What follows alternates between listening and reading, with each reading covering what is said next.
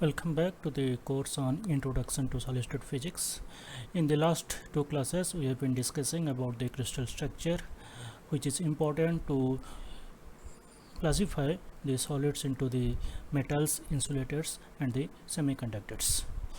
And we have discussed in the crystal structure about the different crystal system and the 14 Bravais lattices and important terminologies related with the crystals, like the unit cell, Bravais and non-Bravais lattices, the primitive unit cell, and the Wigner site unit cell.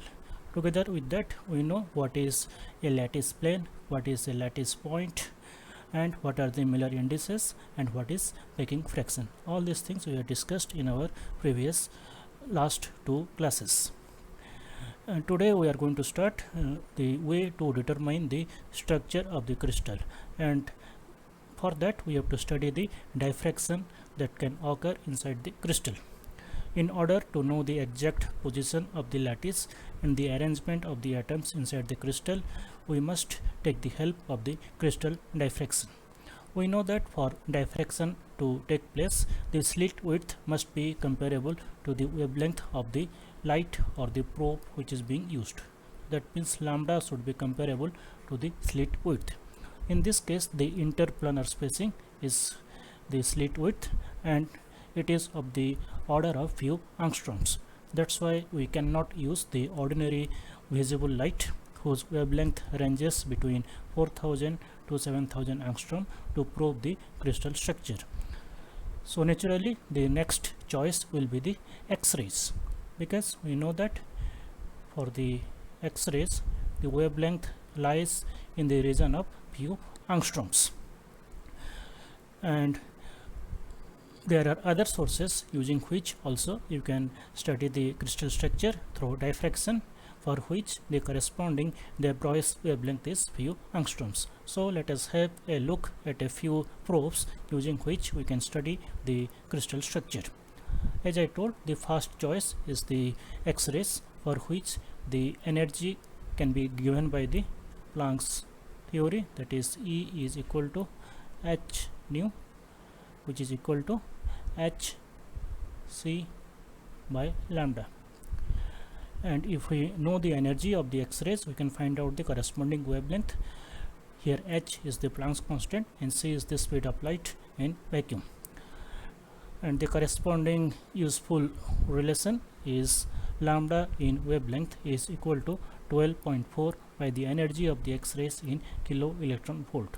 Here we have to be very careful in taking care of the units. So this formula is valid only for this unit. If you change the unit, the corresponding relation is going to be altered. Similarly, we can take the wave nature of the matter. For example, we can take the electrons and accelerate them to obtain the corresponding de Broglie wavelength to be of the order of few angstroms. That means from the de Broglie hypothesis we are having lambda is equal to h by p, and this can be written as h by the corresponding kinetic energy. Suppose it is E, then it is h by root over of 2me, and the energy of the electrons can be obtained if we know the potential difference across which the electrons are being accelerated. The energy will be the charge multiplied by the potential difference. From there we can obtain the wavelength of the accelerated electrons, that is lambda angstrom is equal to 12 by root over of the energy of the accelerated electrons in electron volt. Similarly, we can obtain the wavelength for the energetic neutrons, which can be accelerated or can be energized in a nuclear reactor. Since the neutrons are neutral particles, they are not charged particles, so we cannot apply any potential difference to accelerate them, so they can be obtained only from the nuclear reactions. So the use of these neutrons is quite limited to study the crystal structure. In this case, the wavelength of the corresponding matter wave is lambda angstrom is equal to 0.28 by root over of energy of the neutron in electron volt. Since X-rays and electrons can be easily obtained, that's why they are more common to study the crystal structure, whereas the use of the neutrons as a diffraction probe to study the crystal structure is limited only to the magnetic crystals.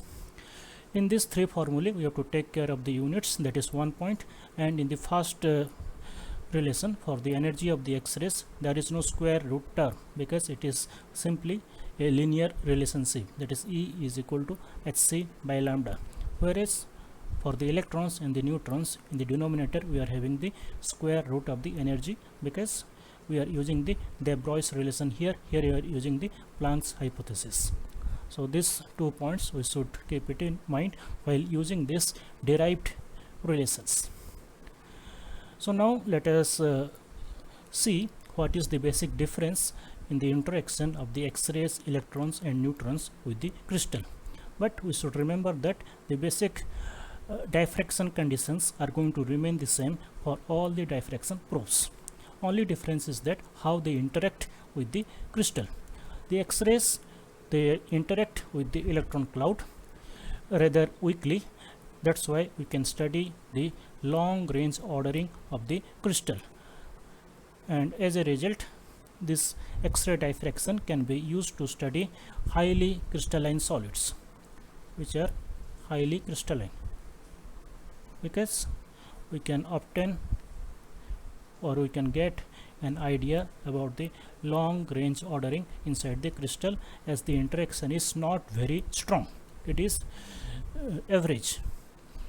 The strength of interaction is intermediate, it is not very strong, whereas if the electrons are used as the diffraction probe, then they interact very strongly with that of the electron cloud. That's why the electron diffraction are more useful to study the short range ordering, and they play a very useful role in studying the nanocrystalline materials or to check the amorphous materials. In order to verify whether the material is amorphous or not, we can take the help of the electron diffraction to see whether there is any short range ordering or not. Whereas the neutrons, as we discussed, they are used to study the magnetic crystals, and since the neutrons are not charged particles, they will not interact with the electrons. They interact directly with the atomic nuclei, and these are used to study the magnetic crystals. And we will see almost all the practical purposes we are going to use the X-ray diffraction or the electron diffraction to study the crystal structure of the solids. As I told, the basic diffraction condition or the diffraction process remains the same for all the probes, whether it is X-rays or electrons or neutrons. And the simplified condition or the simplified version to explain the diffraction inside a crystal is given by the Bragg's law, which we might have studied in our school or in the undergraduate courses.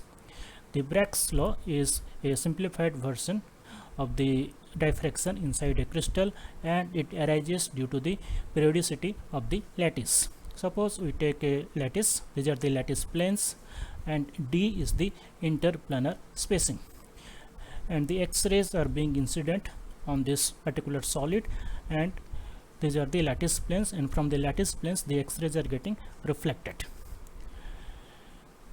And this way to obtain the diffraction condition suggested by Bragg is a very simplistic way, but it's a powerful way to study the crystal structure of a solid. Suppose the X-rays are incident on this lattice plane, and they undergo specular reflection. That means the angle of incidence is equal to the angle of reflection. Suppose this is the angle of incidence I, and this is the angle of reflection R. Then angle I is equal to angle R. As a result, this angle which they make with the lattice plane theta, this also will be equal to this particular angle. So this is as a result of specular reflection, and these lattice planes are going to act as partially reflecting mirrors. What does it mean? It means that only a small portion of the incident intensity is going to be reflected back, whereas the rest is going to be transmitted through the lattice plane, and it is going to be reflected by the next set of lattice planes. That's why these lattice planes are going to act as partially reflecting mirrors. In this process, X-rays are not going to lose any energy. That's why they undergo elastic scattering. That is, the energy of the X-rays remain the same. For the incident ray and for the scattered ray, the energy remains the same. That's why these are called as this process is called as a elastic scattering. Now let us try to obtain the condition for diffraction. We know that from the standard optics, for diffraction to take place, the path difference must be an integral multiple of the incident wavelength. Let us consider these two rays. Suppose this is ray 1 and this is ray 2. So the extra path that is traveled by the ray 2 with respect to the ray 1, if we can find out that, then we can obtain the condition for diffraction. Let us do that. So to do that, what we have to first obtain? First you have to draw a perpendicular from this ray to this ray. So this angle is 90 degree. Similarly, you have to draw the perpendicular from here to here. This is also 90 degree. And if we know this distance and this distance, that is the total extra path traveled by the ray 2 with respect to ray 1.